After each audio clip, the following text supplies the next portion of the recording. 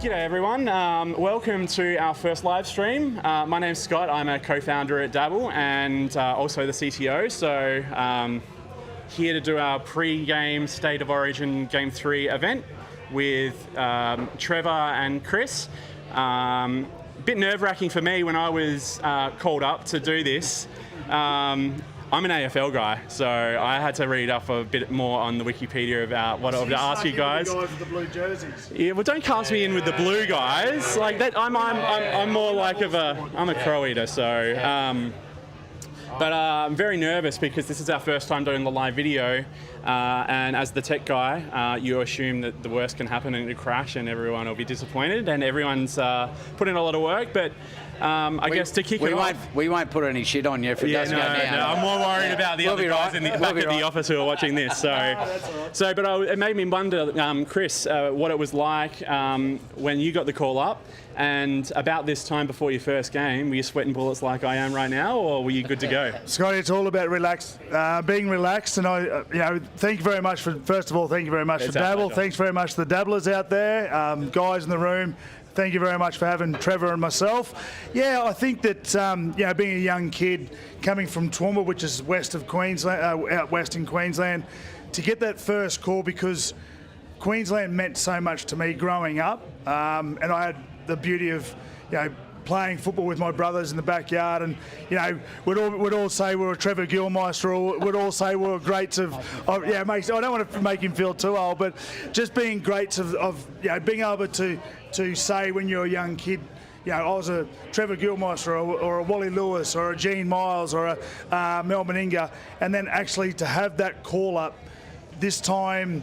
It was exactly 21 years ago that I played my third game for Queensland, and that was 21 years ago, and I can remember that 21 years like it was yesterday, like I'm about to go.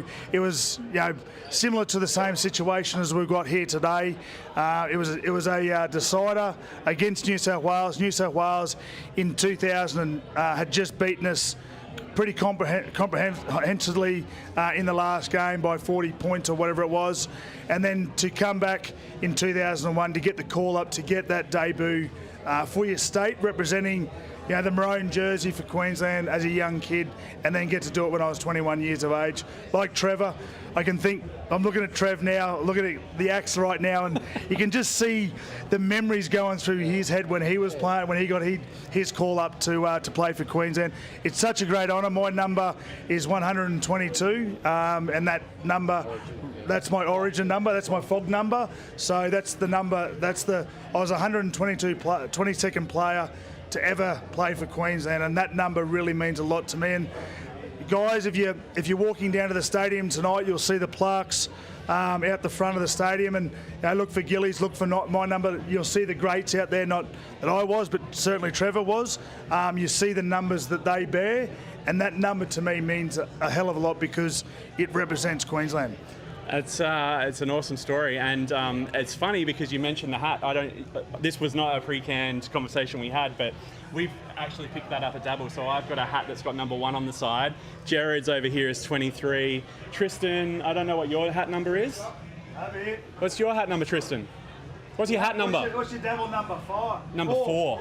Yeah, early. So Tristan was our first. Gene Miles. Gene Miles. So what was yours, Gary? My number was 51. 51. Yeah. So we're about to. Yeah, nice one. So what about you? We were talking a little bit before about your memories of Lang Park, but in terms of like that first game, like. Do you remember how you were feeling when you were sitting in that locker room ready to go out? Yeah, well, I was playing at the Roosters.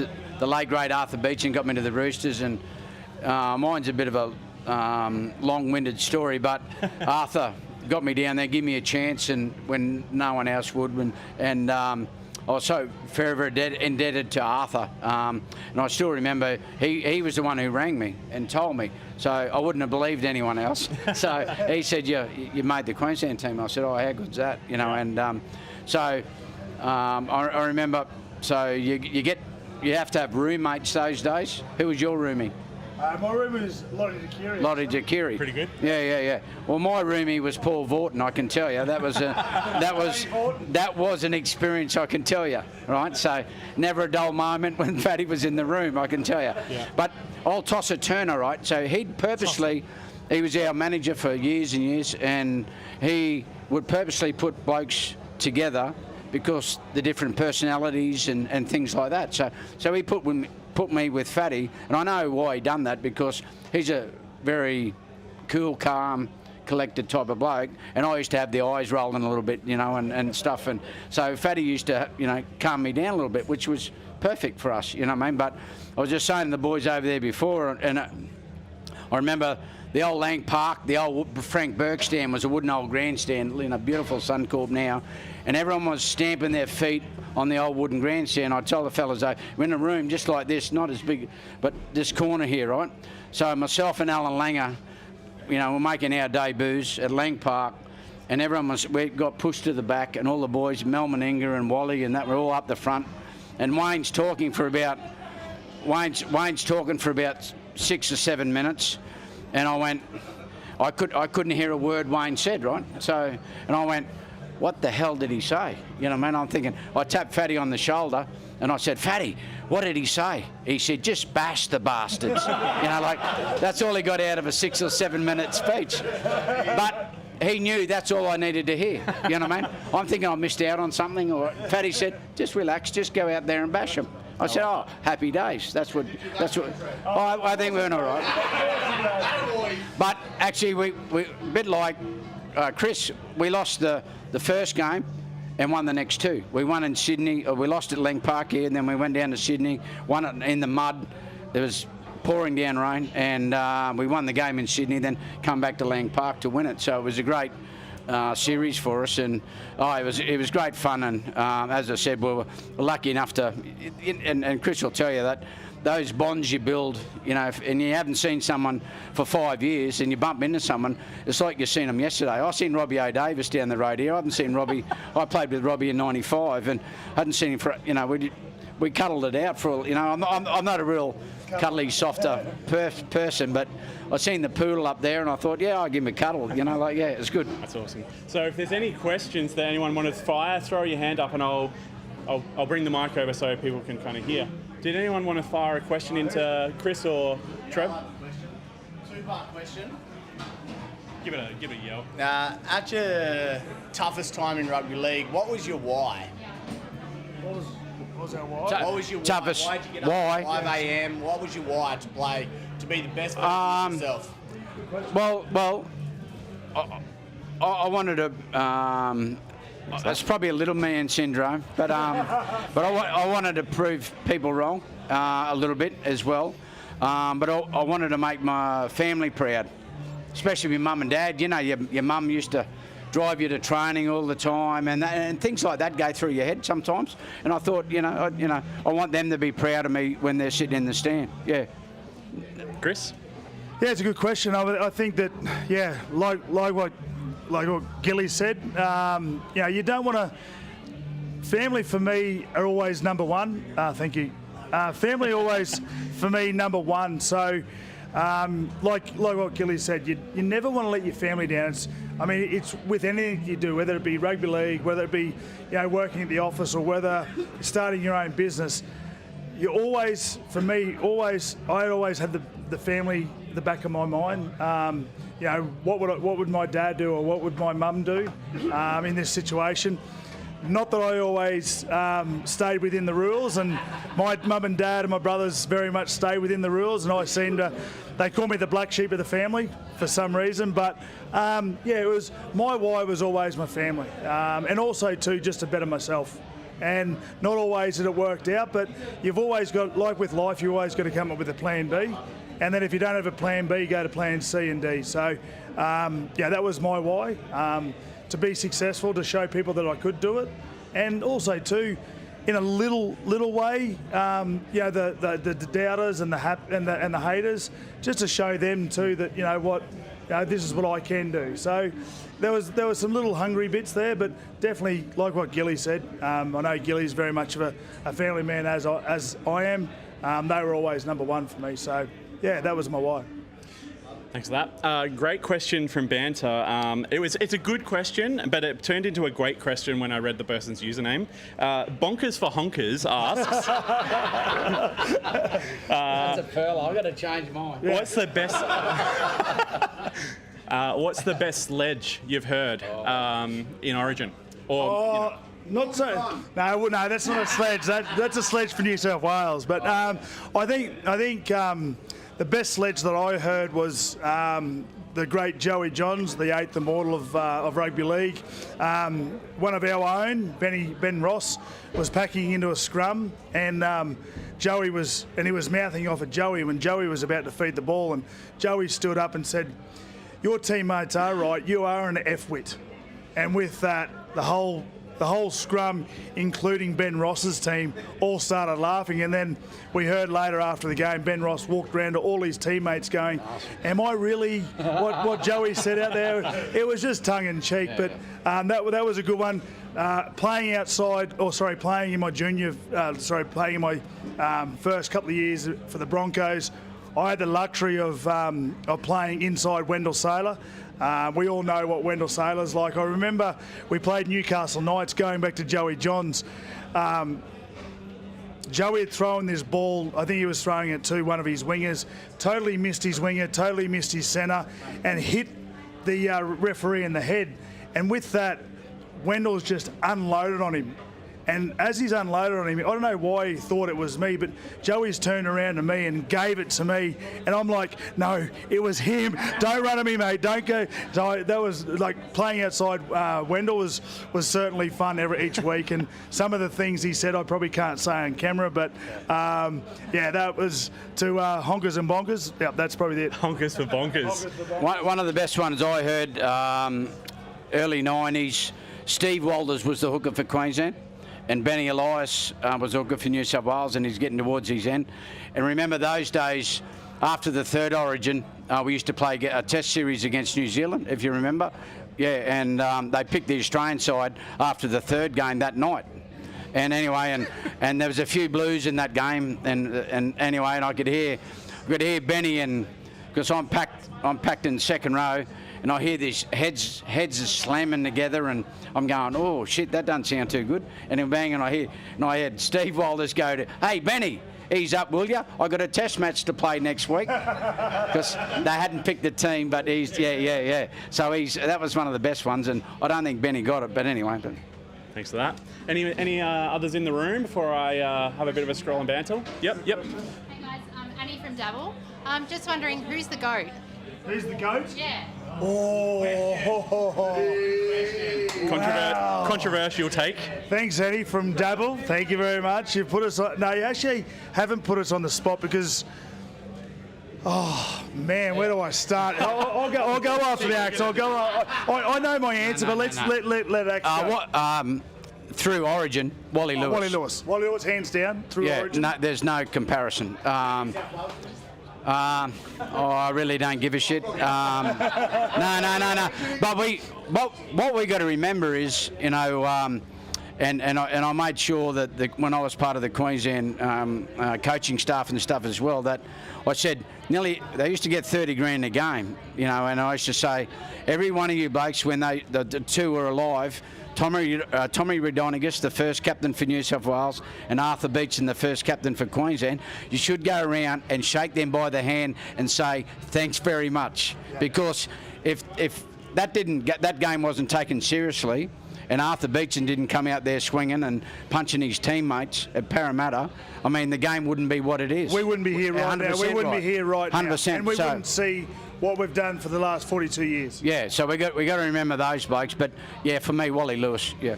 Right, getting back to me. Take a seat because this could take a while. I think that there's, through the years, Brett Kenny, Wally Lewis, they for me stick out. Then you got guys like Mel Meningo stick out also, but you can't. I can't split JT and I can't split Cameron Smith. Then you've got Alfie Langer as well. Then you've got Joey Johns as well.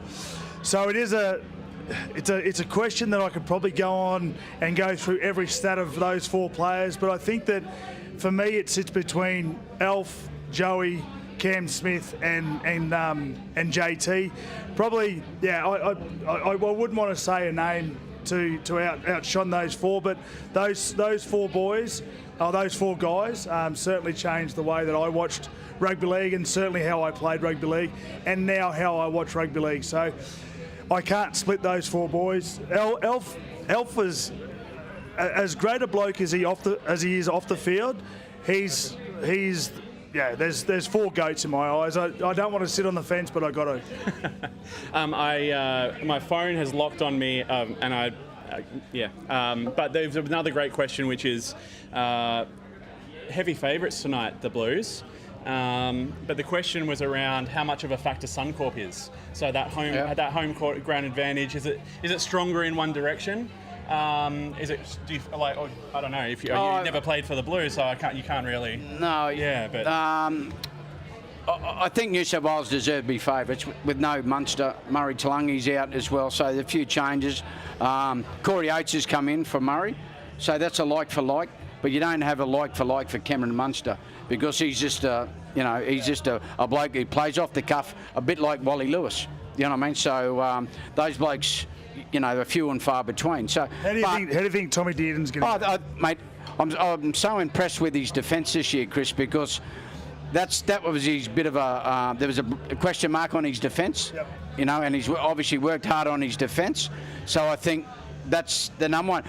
I've worked with the halves in Queensland for years and doing defence, and JT, Cooper Cronk and them blokes, right, Darren Lockyer, when they're tackling well, the rest of their game goes through the roof, because they're like little plucky roosters. Then they strut around. No, they do. Yeah. And I know that for a fact. And Tommy Dearden's obviously worked hard on his defence this year at the Cowboys. So, mate, he'll do a great job. As I said, he's not Cameron Munster, but they want him to be Tom Dearden, not Cameron Munster. Do you think that Kalen Ponga, obviously, I think I'll ask you this, Axe. Do you think that Kalen Ponga, the last two games for Queensland, his form for the Newcastle Knights, they're not going as well as what they should. Yeah. Do you think that's a contributing factor? And how do you think that Kalen will go tonight? I think he will kill it tonight, because he's actually been. I don't mind saying. Focus on him. And he's been a little bit quiet. He had that head knock as well, so he has been a little bit quiet. But he has. The good thing for me at the moment, they're putting shit on Dane Guy, as well. Josh Papali'i, they're saying he said himself he's been a bit quiet in the first two Origins. And I've worked with Josh a lot of the time, and they reckon as soon as he's coming in the training, he had that steely eye about him, for the whole 10 days. So look for him in the first 5 or 10 minutes to poleaxe someone. See, for me, I like the fact that, for the last, however many days, whether it be 4 days, all the talk has been Munster being out. But for me, they're forgetting they got DCE, they've got Kalen Ponga, they've got Harry Grant, they've got Ben Hunt, who, obviously we saw what happened in 2015, him dropping the ball, but he's a fantastic rugby league player. He's a competitor, and I expect big things from him tonight. Well, the big thing is, though, too, Chris, Tino, Big Tino, right? Lindsay Collins, Josh Papali'i, they've been a little bit quiet for mine, right? So for the first two games. So those three, I'm expecting them to have huge games tonight, those three. And if they do their job tonight, I think the rest of it will be, fall into place for us. So as you're right about Carlin, and I think Carlin will be sniffing around the middle, Josh Papali'i, a couple little flick backs, stuff like that, that's what I'm looking forward to seeing. And I was talking to Nate Miles last night, obviously part of the coaching staff. He had a massive rap on Tom Gilbert, said he's an absolute psycho, and that's what you need. That's what you need in. That's what you need in rugby league. That's what you need, especially the big stage here tonight. It's a decider, Lang Park. Yeah. To have a guy like him coming in, and to have Nate Miles, who played 32 rugby league games, 32 state of origins for Queensland, on the coaching staff, and is seeing a bloke like Tom Gilbert come in. So I'm expecting big things when he comes on for Queensland. Well, last week they got a heap of us old farts in to present the jerseys to the the current team, but you're not an old fart yet, but I feel like it. Yeah, but and they got Tommy Gilbert, his family, and he's got a twin brother who's about 6'2", looking nothing like him. I said, "You sure he's your brother?" Anyway, but his mother actually presented him with the jersey. He didn't know they were going to be there, the family, and lucky he didn't have to speak because he wouldn't have spoke because he was so emotional about it. And you love seeing that stuff, and I know the rest of the team does when they do that because it gives them a lift, and and they know how much it means to him. He's grown up 5, 6 year old wanting to play for Queensland, and he never thought that he'd achieve that. We were the same. When I was first Origin, I used to watch the old games, Queensland and New South Wales down here, and the New South Wales side would have half a dozen Queenslanders in there, and we'd go good for the first 60 minutes, then we get run over for the next 20, and Kerry Bowstead would score 3 tries. You know what I mean? Like things like that. So I mean, that to me, it kind of reinforced to me. It means still a lot to the current players. And I think also too, like you talk about New South Wales, you talk about, Gilly talks about New South Wales coming in and taking Queensland players.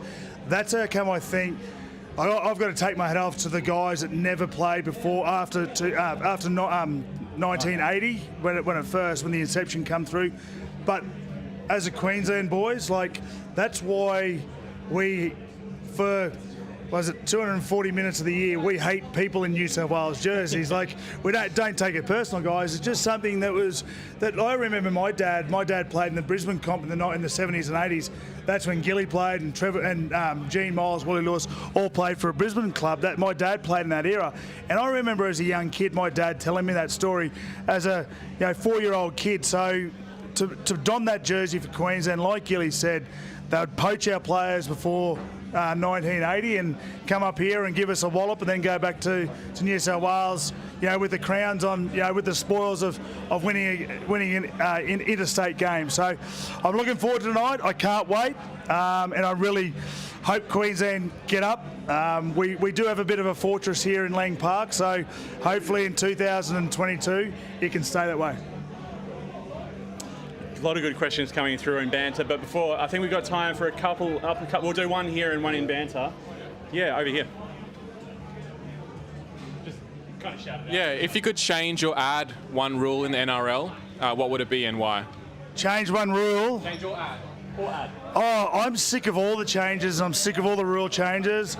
Let's leave rugby league what it was.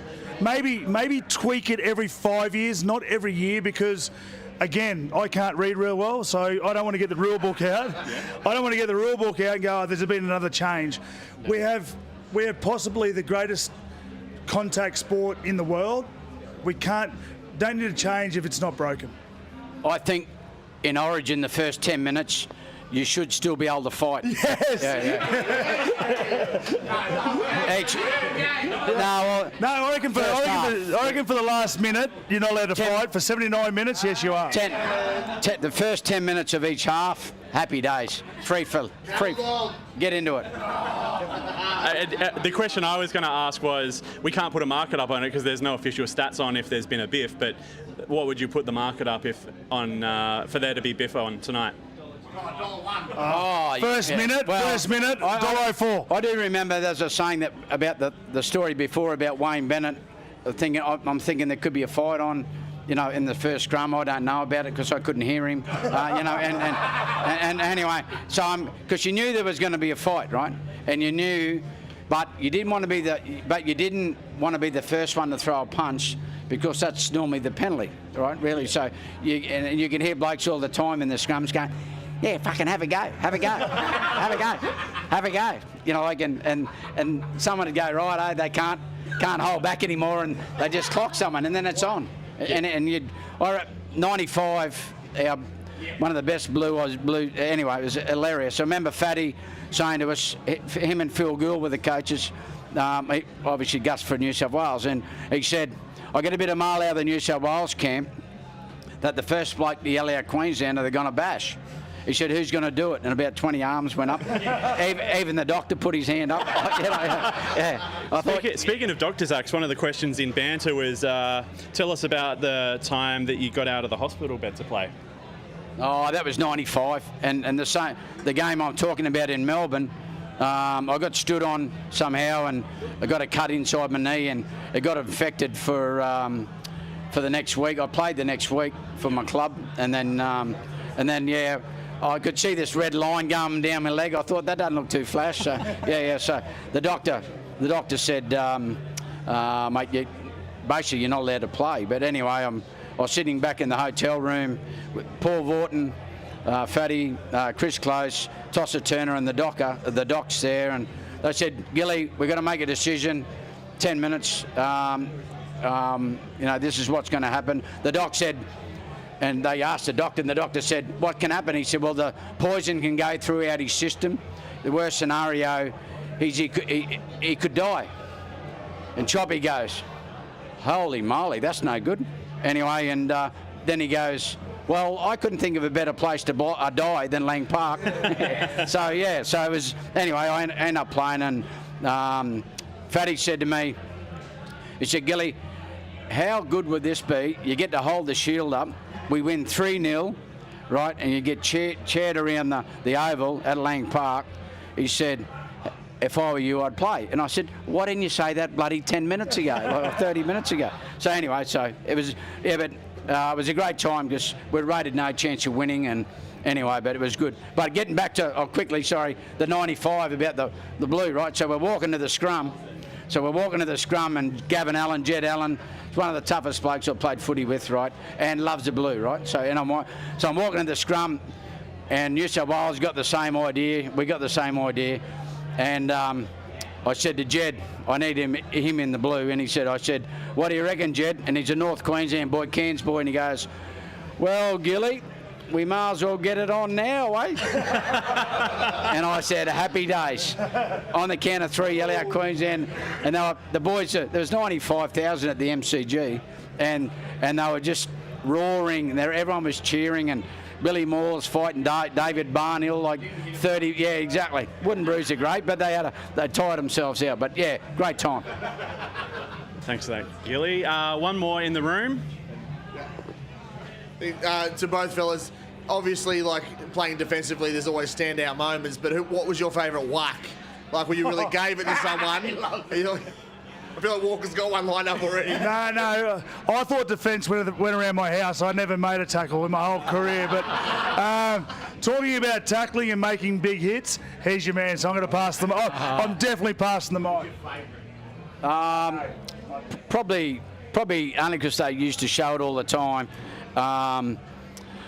Like Paul Harrigan, and I got him good. Got under the ball, and the ball popped up, and I give him a little rabbit killer on the way down. So I'm at the old fella. There was an old bloke playing at the Roosters called Bunny Riley. He only passed away a couple of years ago. He's a legend. He was called the Axe, and I always got nicknamed after him. Anyway, and he used to tell me, show me all these tricks. He goes, this is what you can do. He said, Gilly, when there's always one camera those days. He said, Gilly, when you hit someone in the guts, he said, and the ball goes shooting out. He said, where do you think the camera goes? Straight for the football. He said, so they're open slather, mate, as they're coming down. So the chief copped a little backhand, yeah. I do defensive coaching with my under-12s team, and everything I talk about is what he taught me. So I never could say that I was really good. But, yeah, I think that, that tackle that Gilly's talking about, for me as a young kid, sort of got me burred up and wanted to play football the next day. So, yeah, I can thank Gilly for inspiring me, my brothers, to keep on playing footy. Awesome. Thanks, guys. A few updates from Banter. In response to the GOAT question, Annie has had some shout-outs as the GOAT. So, yeah, nice. Dabble, nice. The GOAT. Someone's Hawkeye reckons get rid of the sin bin. Oh, for Origin, definitely, 100%. Couldn't agree more. Yep, a lot of love for that. All right, guys, I will wrap that. I know you guys have got other places to be, so... Kurt Catewell for anytime try scorer tonight, and we're talking about before, Valentine Holmes, anytime try scorer, Kurt Catewell's $6.45, $6.25. Valentine Holmes, I think, is about $4. Good value. Got anything to add? What do you expect? Very good, but Corey Oates, I reckon, is going to be up for a big game as well. That little kick over to the corner might happen. That'd be nice. Val Holmes, always hovering around those. Gagai? Yeah, and Dane. I thought when he comes on later in the game, if we can dominate a little bit more, Harry Grant might be a smoky too to score a try. So hopefully, I hope this doesn't happen, but let's go New South Wales. I reckon toe. Yeah. Anyway, I've got to chuck this. Yeah, 100%. I meant to actually ask the traders today what the book looks like and where we're going to lose and win a lot of money, and I wish I had had it. So anyway, I could have added to that. I don't know why I bring it up, but yeah, it slipped my mind and it's just like too late. So anyway, I wanted to say thank you to Trevor and Chris for being part of our first live. Thank you guys. Thank you. Event. Yeah. So and everyone that was on the stream and everyone back in the offices. I know there's a few dabblers watching, and it looks like it all went pretty well. So everyone put in a lot of hard effort, and just like the boys getting ready, and I'm sure there's a big party. That's probably the question: is there a big party after Origin? We'll make one. We'll make one. Okay. When you win, of course, there's a party. Yeah. Mel Meninga used to say all the time, he says, losers have meetings, winners have parties. There you go. Yeah. That's the Dabble spirit. So. I like your style. I like your style. Yeah, well, I'll let you know when we have the next big win and you can come in and party with us. Beautiful. All right, cool. Well, really appreciate you guys for giving us a bit of insight into Origin, and we'll see you around. Cheers. Thanks for that. Yeah. Cheers. Thanks. Appreciate it. Really do. Love that. If anyone wants to jump in, we might just get a really quick group photo.